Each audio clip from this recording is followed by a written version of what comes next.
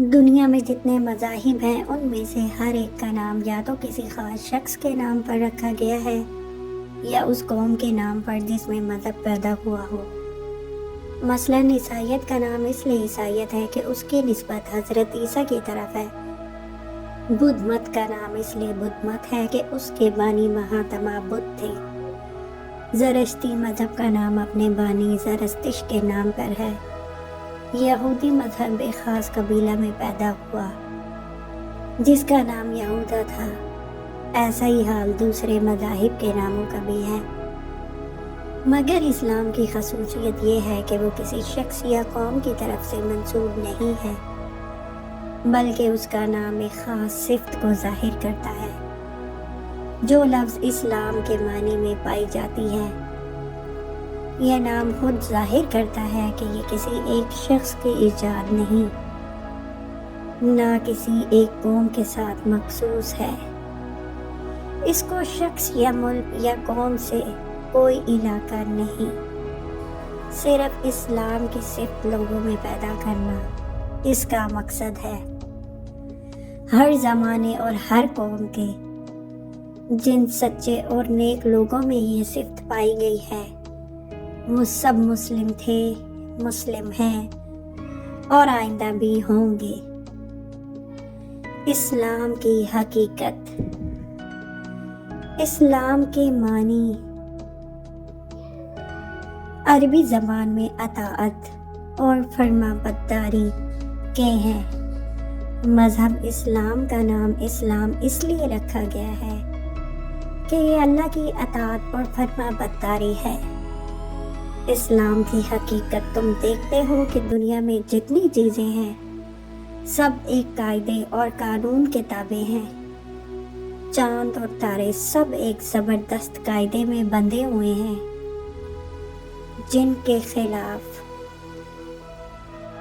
وہ بال برابر جنبش نہیں کر سکتے۔ زمین اپنی خاص رفتار کے ساتھ گھوم رہی ہے، اس کے لیے جو وقت اور رفتار اور راستہ مقرر کیا گیا ہے اس میں ذرا برابر فرق نہیں آتا۔ پانی اور ہوا، روشنی اور حرارت سب ایک ہی ضابطہ کے پابند ہیں۔ جمادات و نباتات اور حیوانات میں ہر ایک کے لیے جو قانون مقرر ہے اسی کے مطابق یہ سب پیدا ہوتے ہیں، بڑھتے ہیں اور گھٹتے ہیں، جیتے ہیں اور مرتے ہیں۔ خود انسان کی حالت پر بھی تم غور کرو گے تو تم کو معلوم ہوگا کہ وہ بھی قانونی قدرت کا تابع ہے۔ جو قاعدہ اس کی پیدائش کے لیے مقرر کیا گیا ہے اس کے مطابق سانس لیتا ہے، پانی اور غذا اور حرارت اور روشنی حاصل کرتا ہے۔ اس کے دل کی حرکت، اس کے خون کی گردش، اس کے سانس کی آمد و رفت اسی ضابطے کے پابند ہیں۔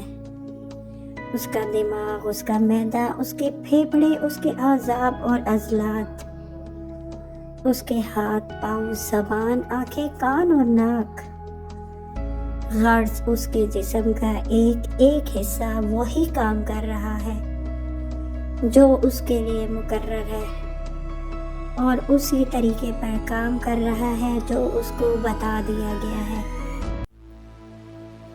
یہ زبردست قانون جس کی بندش میں بڑے بڑے سیاروں سے لے کر زمین کا ایک چھوٹے سے چھوٹا ذرہ تک جڑا ہوا ہے، ایک بڑے حاکم کا بنایا ہوا قانون ہے۔ ساری کائنات اور کائنات کی ہر چیز اس حاکم کی مطیع اور فرما بردار ہے، کیونکہ وہ اسی کے بنائے ہوئے قانون کی اطاعت و فرما برداری کر رہی ہے۔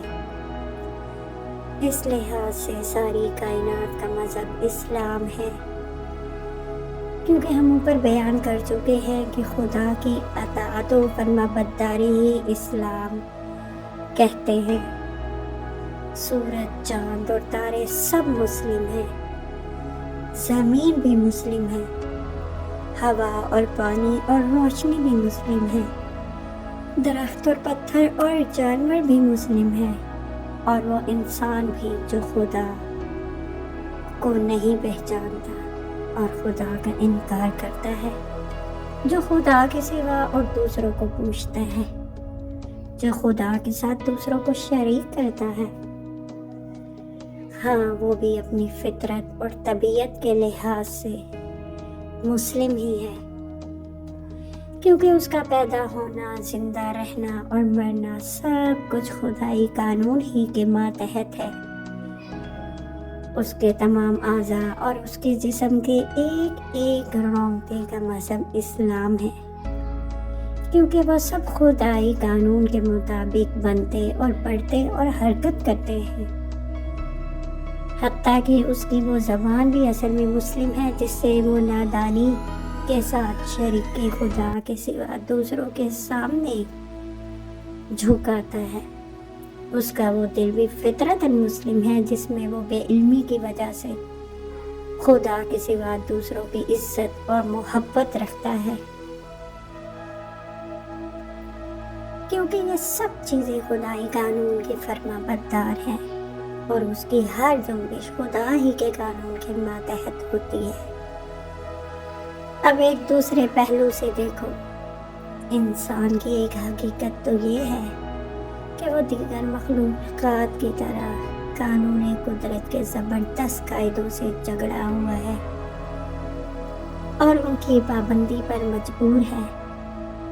دوسری حیثیت یہ ہے کہ وہ عقل رکھتا ہے، سوچنے اور سمجھنے اور رائے قائم کرنے کی قوت رکھتا ہے، اور اپنے اختیار سے ایک بات کو مانتا ہے، دوسری بات کو نہیں مانتا، ایک طریقے کو پسند کرتا ہے، دوسرے طریقے کو پسند نہیں کرتا۔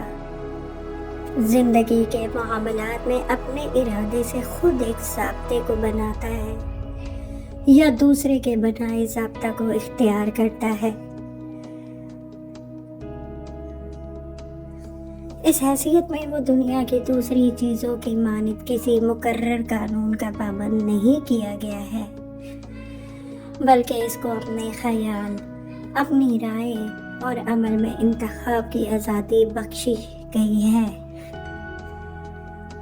انسان کی زندگی میں یہ دو حیثیتیں الگ الگ پائی جاتی ہیں۔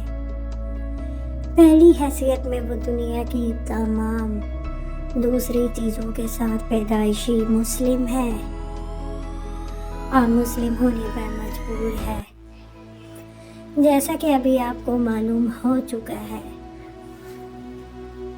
دوسری حیثیت میں مسلم ہونا یا نہ ہونا اس کے اختیار میں ہے، اور اسی اختیار کی بنا پر انسان دو طبقوں میں تقسیم ہو جاتا ہے۔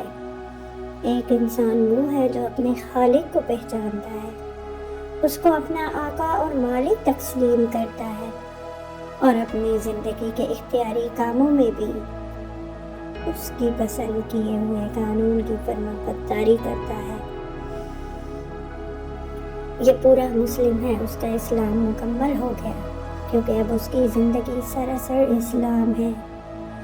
اب وہ جان بوجھ کر بھی اسی کا فرما بردار بن گیا، جس کی فرما برداری بغیر جانے بوجھے کر رہا تھا۔ اب وہ اپنے ارادے سے بھی اسی خدا کا مطیع ہے، جس کا مطیع وہ بلا ارادہ تھا۔ اب اس کا علم سچا ہے، کیونکہ وہ اس خدا کو جان گیا جس نے اس کو جاننے اور علم حاصل کرنے کی قوت دی ہے۔ اب اس کی عقل اور اس کی رائے درست ہے، کیونکہ اس نے سوچ سمجھ کر اس خدا کی اطاعت کا فیصلہ کیا جس نے اسے سوچنے، سمجھنے کی اور رائے قائم کرنے کی قابلیت بخشی ہے۔ اب اس کی زبان صادق ہے، کیونکہ وہ اسی خدا کا اقرار کر رہی ہے جس نے اس کو بولنے کی قوت عطا کی ہے۔ اب اس کی ساری زندگی میں راستے ہی راستے ہے، کیونکہ وہ اختیار و بے اختیاری دونوں حالتوں میں خدا کے قانون کا پابند ہے۔ اب ساری کائنات سے اس کی عاجزی ہو گئی، کیونکہ کائنات کی ساری چیزیں جس کی بندگی کر رہی ہیں اسی کی بندگی وہ بھی کر رہا ہے۔